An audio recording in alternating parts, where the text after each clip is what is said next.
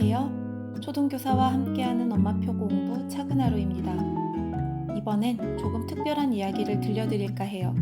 저의 아이 도도맨이 갓 태어나 꼬물거리던 시절부터 어린이집 문턱을 넘기 전까지 18개월간 어떻게 성장해 왔는지 그 생생한 기록이자 엄마표 교육의 시작을 여러분과 공유하려고 해요.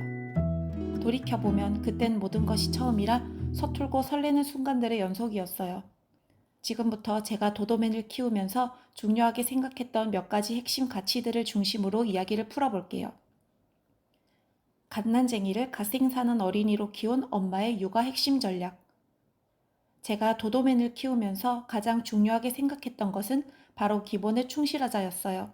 규칙적인 생활, 바른 습관, 그리고 세상을 향한 호기심을 키워주는 것.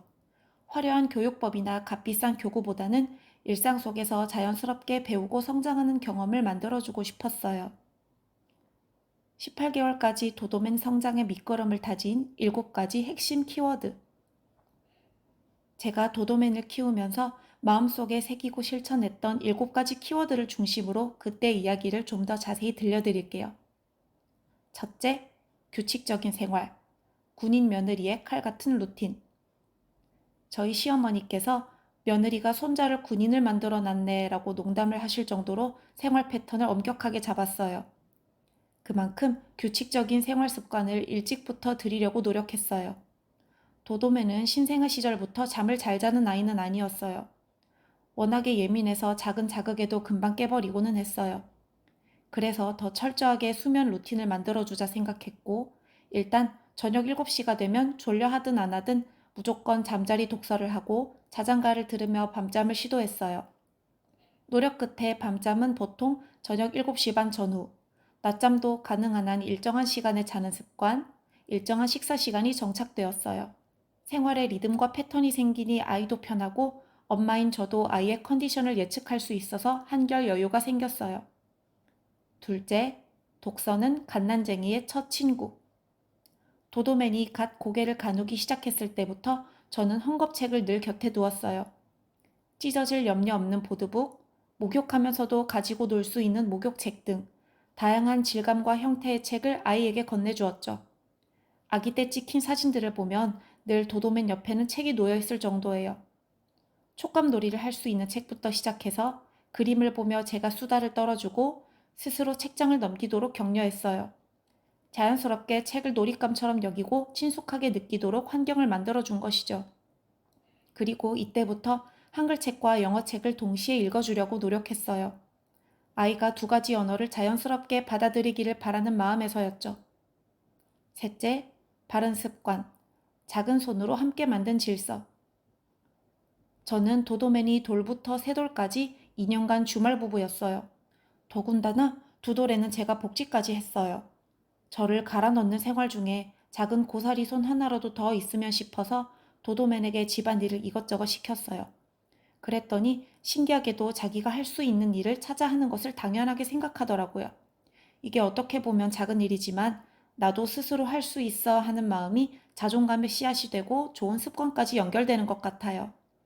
돌이 지나면서 건조대에 빨래를 털어 널고 자기가 먹은 그릇들은 스스로 싱크대에 넣고 반찬통 뚜껑을 덮어두고 어지른 장난감도 놀이가 끝나면 제자리에 가져다 놓는 습관을 들였죠.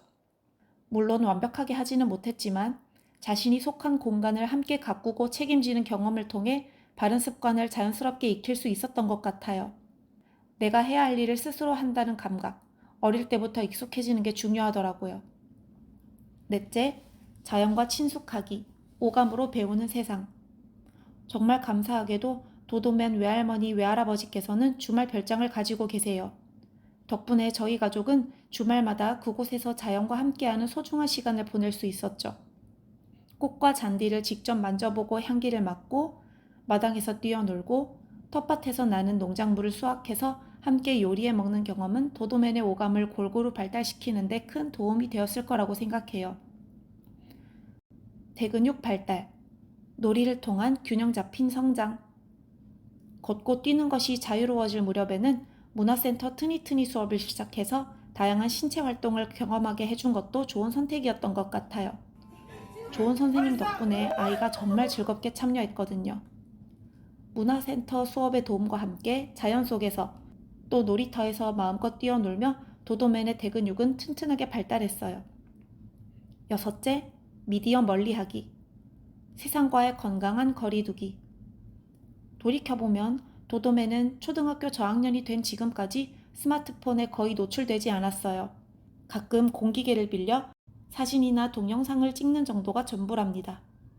어릴 때부터 스마트폰이나 태블릿 PC는 최대한 멀리하려고 노력했어요. 외식하거나 카페에 갈 때도 스마트폰 대신 스티커북이나 읽을 책을 항상 챙겨 다닐 정도였어요.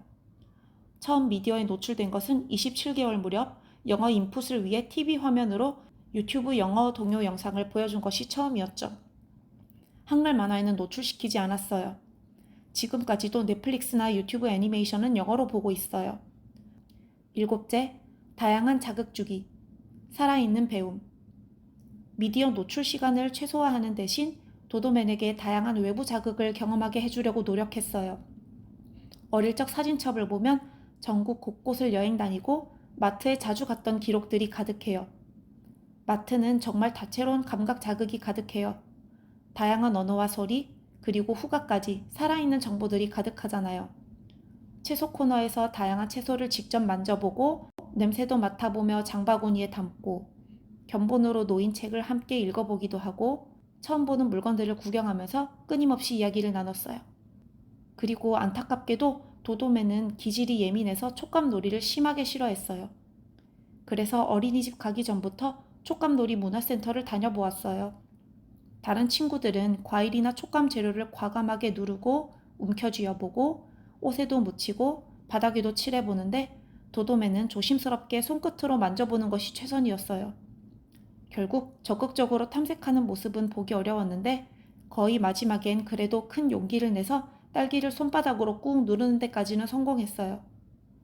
그래도 다양한 시도를 통해 아이의 반응을 살피고 이해하는 것도 중요한 경험이었어요. 또 밥상에서도 다양한 자극을 주기 위해 노력했어요. 다양한 식재료를 여러 가지 방법으로 요리해서 차려주었어요. 덕분에 지금은 편식 없고 처음 보는 음식도 일단 시도해보고 급식도 골고루 잘 먹는 어린이로 자라났어요. 어린이집 다니는 이전 시기 이야기들 어떠셨나요? 이것저것 말씀드렸지만 사실 거창한 건 없어요. 규칙적인 하루, 작은 역할 부여, 자연과 가까운 시간, 몸을 쓰는 놀이, 책과의 친밀감, 미디어 없는 일상. 그게 도도맨의 첫 18개월의 전부였어요. 오늘 들려드린 저의 이야기가 어떤 분들에겐 작은 길잡이가 되기를 바라요. 다음 편에서는 도도맨이 어린이집을 선택한 기준, 어린이집이라는 새로운 세상을 만나면서 겪었던 성장과 변화, 그리고 그 시기에 제가 중요하게 생각했던 육아 방향에 대해 이야기해볼게요. 이번 영상이 도움이 되셨다면 좋아요와 구독 부탁드려요.